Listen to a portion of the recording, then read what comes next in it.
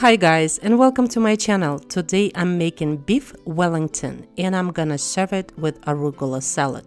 I know it's a Christmas dish, but my inspirations were those beautiful tenderloin steaks I had in my fridge, and it was either just fry them up or make something beautiful as this, so I'm going for it. Beef Wellington is an English pie made of fillet steaks coated with pate, which is then wrapped in a parma ham and puff pastry and then baked. So this dish was created in celebration of the first Duke of Wellington, Arthur Wellesley, and his victory at the Battle of Waterloo in 1815. Such an iconic character needed immortalising, so they named the dish after him. How cool is that? So today I'm not wrapping the whole loin in a puff pastry, but rather a small pieces so each person can enjoy this beautiful creation.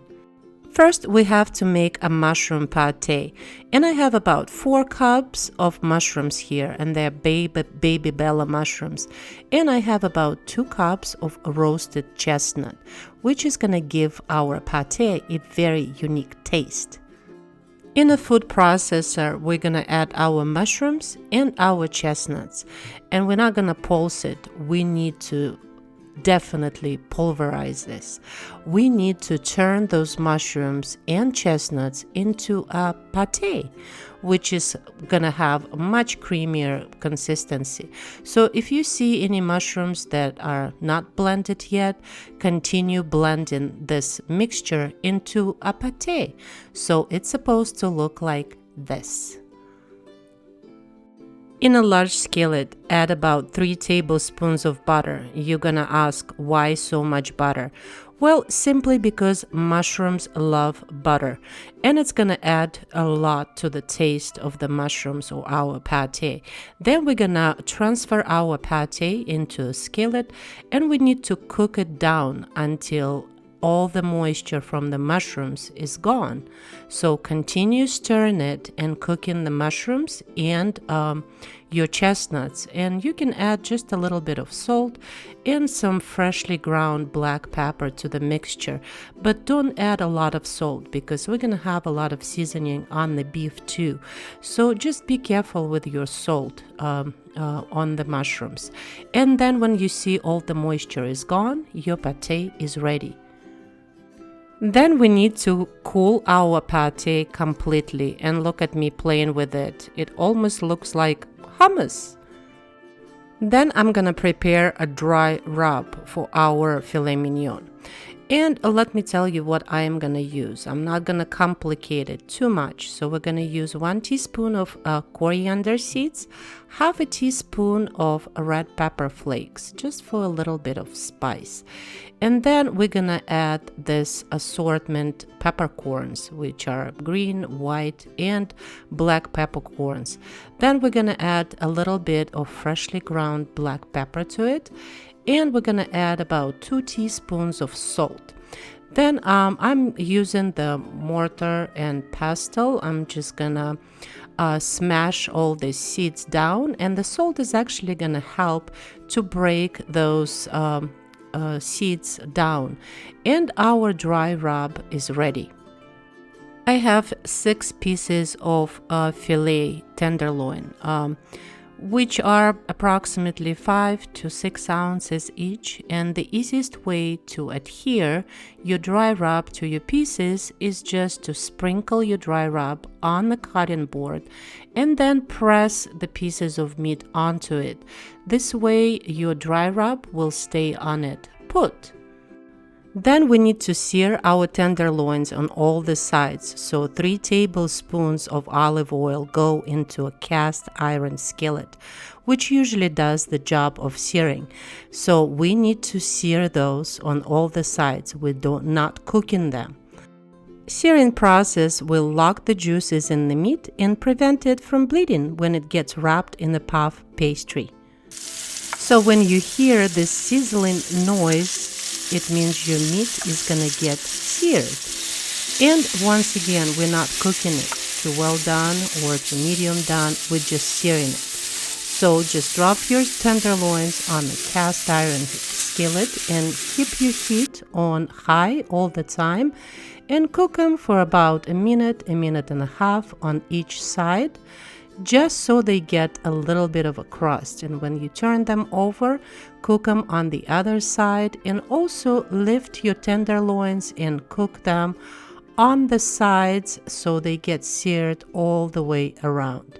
This way your meat is not going to be bleeding when we wrap in it. Then transfer your tenderloins to the plate and let them rest and cool a little bit. This will draw out an extra moisture in them, and this way they can be wrapped in a pastry.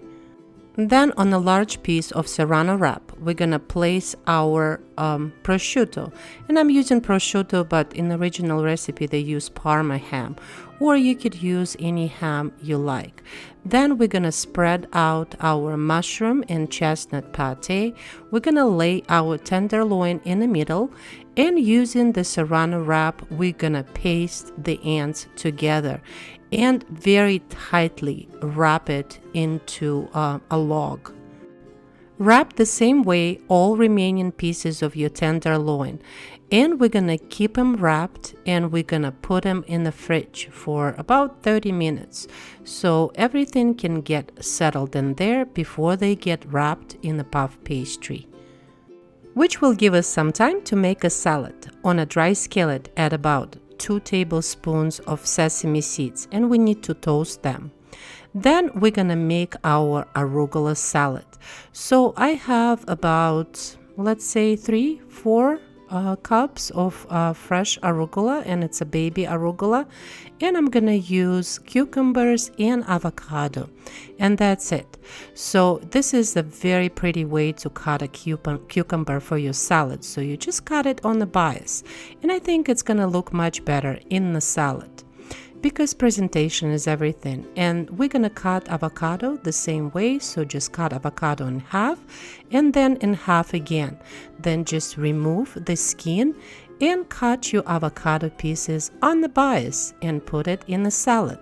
Then we need to make a dressing, so roll your lemon on a table, so this way it will produce a little bit more juice. And then using a lemon juicer, we're gonna use this whole entire lemon in our dressing, and we're just gonna pour it on top of avocado.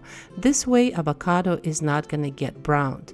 Then we're gonna use about half a cup of dry cranberries, and we're gonna put our toasted sesame seeds in there. Then 2 tablespoons of olive oil, some salt, and some freshly ground black pepper. And our salad is ready, so just mix it all together, and we're gonna make our beef Wellington. I have puff pastry squares here, but you can use a puff pastry sheets and just cut it into squares. This way we can wrap our tenderloins. So just roll it a little bit larger so we can cover the entire tenderloin in our puff pastry. And making small pleats, you have to seal your puff pastry very well so it doesn't open when it's baked. And so here, once again, just roll out a piece of puff pastry, put your tenderloin in, and make the pleats to cover it completely. I have 1 square of puff pastry left, so I'm gonna make some decorations. And I know it's not Christmas, it's not Thanksgiving, but I want my beef Wellington to look pretty. So I'm using this leaf stencil, and I'm gonna place it on top of our puff pastry. When it's baked, it's gonna look so pretty. If you're not into decorations, just skip that step. But I encourage you, decorate your beef Wellington. And then to paste these leaves onto the puff pastry, we need to have an egg wash. So just gonna brush a little bit of egg wash all the way around. And I'm just going for the whole enchilada here. I'm gonna use the fork to decorate it even further. So I'm just gonna draw some lines on it. And it's gonna look so pretty when it's baked. Bake it at 400 degrees Fahrenheit for about 25 to 30 minutes or until your puff pastry is golden brown. And then you need to serve it right away with a side salad or any side dish you like. But I'm going for a salad today, and that salad is absolutely delicious. So here it is, guys. Look how beautiful this dinner looks. It could be dinner for two, could be dinner for four, or could be dinner for the whole entire party. And this beef Wellington is so exquisite. I hope you liked this video. Thank you so much for watching. Please like and subscribe, and I will see you soon. Bye!